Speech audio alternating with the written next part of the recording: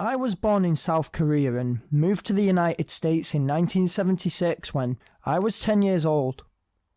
When, in my later life, I found out the Olympics were being held in my home nation in 1988, I immediately looked into getting tickets.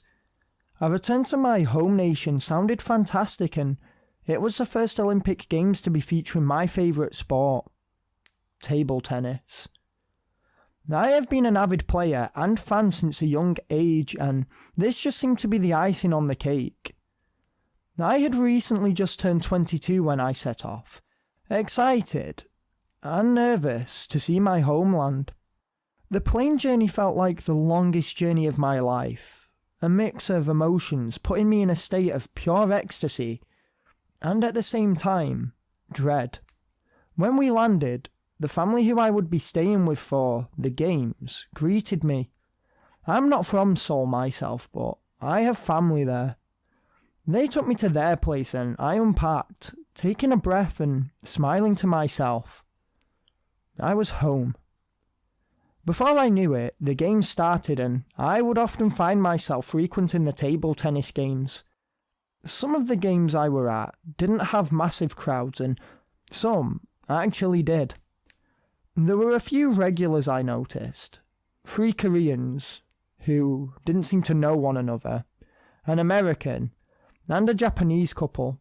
One of the Koreans piqued my attention. When he'd talk, shout or cheer, it was easy to see he wasn't native to Seoul. This wasn't unordinary at the Olympics, but I just don't know. It made me notice him. Coincidentally, he noticed me at one of the semi-final games. He sat next to me, rambling on about how elite our players were and that we were definitely taking silver and bronze, and then went on to say how we couldn't lose gold either. I just laughed and watched the game. He was talking more and more and I was talking back in broken Korean.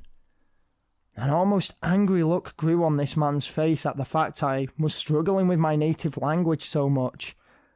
He asked me where I was from and I told him where, and that I moved to the States.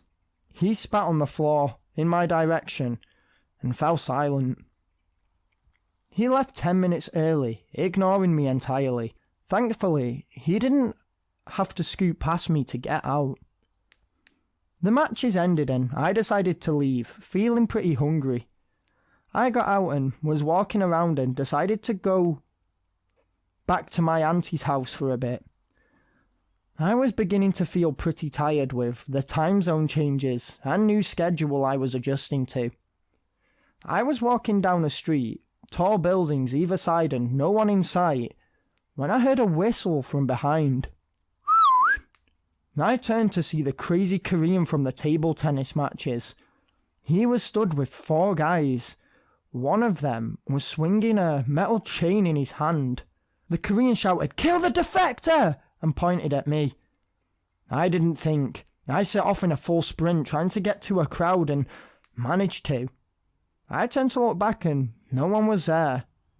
Back in the distance, I could see the Korean staring at me from where I'd come from.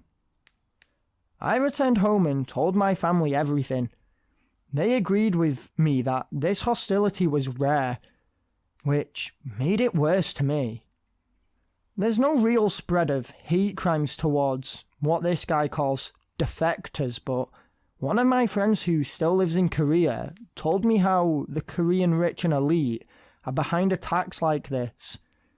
However, I've looked into it and can't verify this.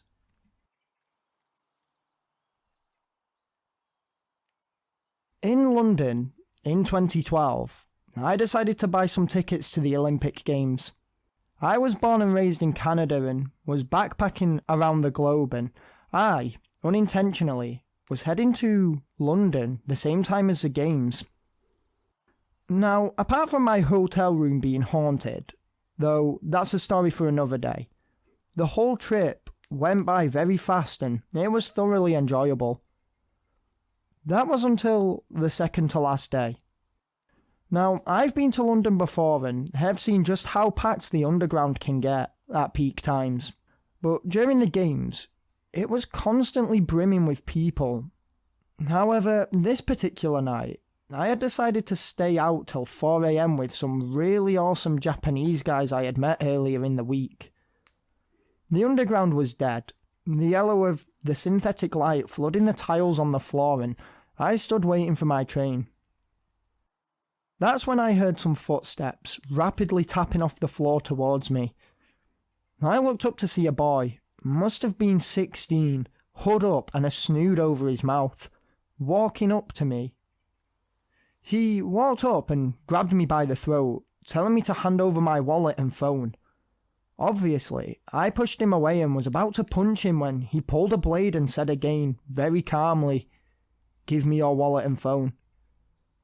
I did, and he threatened me to not call the police, and he left.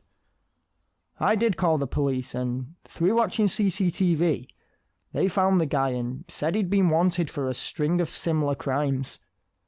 I never got my phone or wallet back, but my insurance covered me and my parents helped me out.